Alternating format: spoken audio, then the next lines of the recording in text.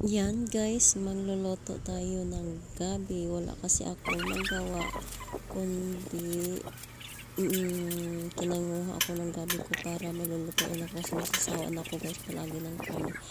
Ayan na guys, binabalatan ko na yung gabi ko.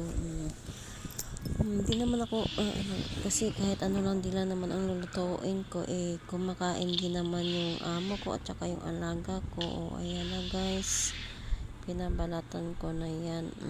Diba?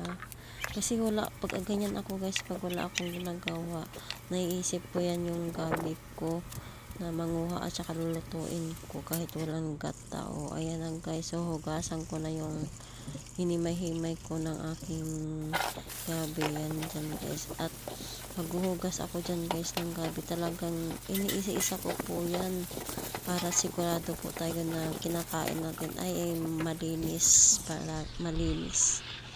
Diba? Talagang masilan ako pagdating sa mga ganitong bagay, lalo sa pagkain. Talagang iniisa-isa ko yung maghugas kahit sa gulay. Hindi ko yan siya lalagyan ng gata. Hindi ko yan siya lalagyan ng gata guys. Kasi yung amo ko hindi naman mahilig sa gata. Tsaka wala din kasi akong gata. Hindi ako nakabili. Wala akong stock. Kaya yan. Lalagyan ko lang yan sa dyan ng dry na hipon. At loya, sibuyas. Huwag nang gisa-gisa. Ayan na guys. Luto na. Ayan na po yung gabi ko. Diba?